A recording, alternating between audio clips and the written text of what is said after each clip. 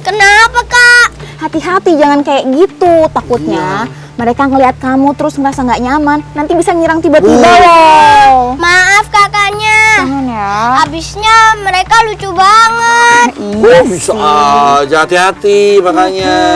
Nah itu tadi beberapa hewan yang Musa sama Kak Mike bisa jadikan inspirasi buat karakter dongeng nanti. Sebelum kita juga mau bikin alat peraga dongengnya di sana nanti tuh. Kok nggak ada kucing sih? Atau semut gitu? Itu kan udah biasa ya lihat tiap hari. Jadi pasti udah paham juga kan sama karakternya. Nah, betul tuh kata kakaknya. Makanya Musa, kita di sini justru belajar dari kakaknya tuh hewan-hewan baru beserta sifat dan karakternya. Setuju. Gimana nih kalau sekarang kakaknya tantang Musa sama Kak Mike buat bikin dongeng dengan Meerkat sebagai karakternya? Setuju? Gimana ya? Sulit sih, Kak Mike. Sebenarnya enggak juga sih, kita bisa. Tapi gimana kalau kita mulainya dengan pantun dulu? Kok pantun sih Kak Mike, kan mau dongeng. Iya nih, gimana sih Kak Mike? Maksudnya kalau soal dongeng belakangan biar ada efek surprise gitu loh. Kita mulainya dengan pantun. Ya, setuju. Sini. Siap. Udah siap belum? Siap? Iya. Dengerin dulu ya. Pergi ke hutan mencari kupu-kupu. Cakep. Sayapnya warna-warni, bertebar dengan lugu. Cakep. Udah pergi puas bermain dengan hewan lucu. Saatnya kita bikin kreasi lucu. Cakep. Awing awak, awing Mawek.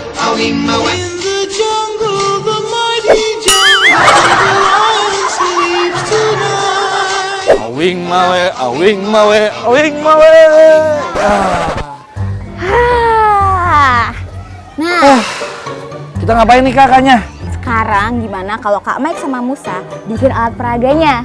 Kalau kakaknya kan udah ada ukulele nih yang nemenin dongeng. Nah, Kak Mike sama Musa bikin alat peraga pakai bahan-bahan sederhana ini. Bisa kan? Tapi ya hebat juga kakaknya udah siapin ini ya. Iya dong. Terima kasih, ini mah kecil. Kak Mike mau buat. Bikin apa kira-kira? Oh, kura-kura. Kamu apa? Kalau aku ular. Oh gitu ya. Kita buat ya, yuk. Kalau kakaknya udah punya ukulele sebagai alat bantu dongeng, Kak Mike sama Musa juga mau buat alat peraganya nih, biar dongengnya lebih menarik. Kamu bisa ikutan buat juga loh kalau mau dongeng, karena alat-alat yang digunakan juga sederhana dan mudah didapat. Kakaknya, Iya. jadi pendongeng itu susah nggak sih Kak?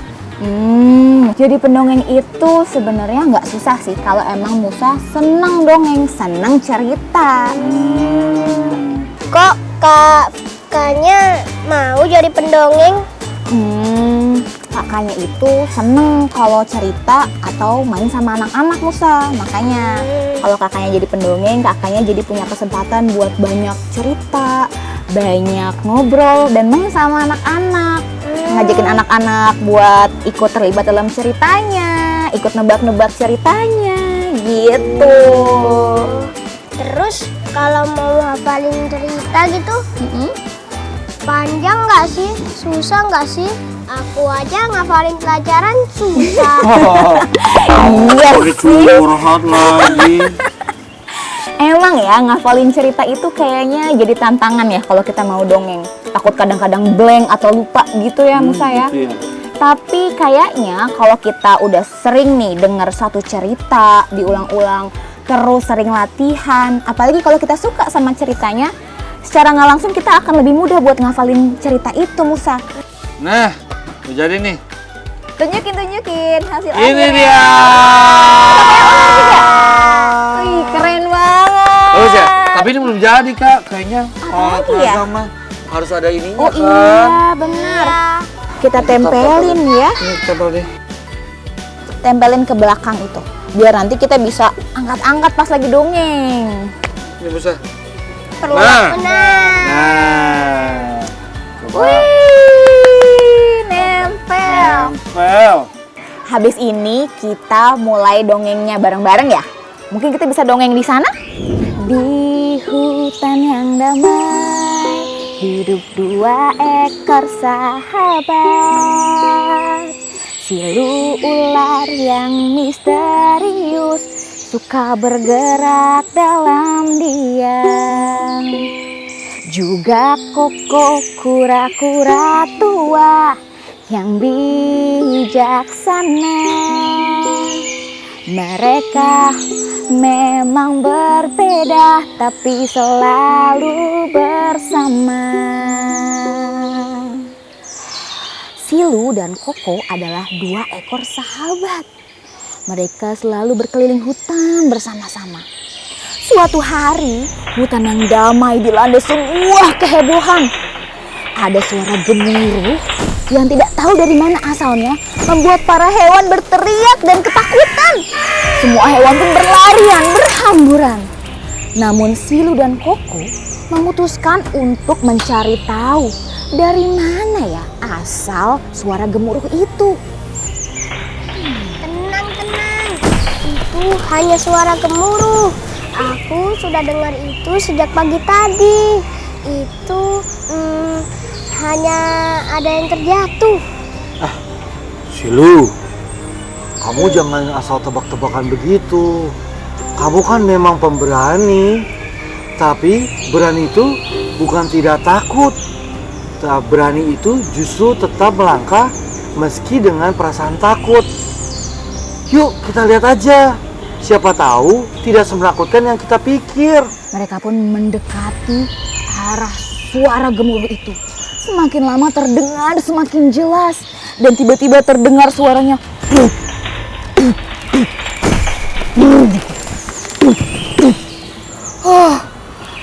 Koko berjalan paling depan dengan tenang dan keyakinan yang besar.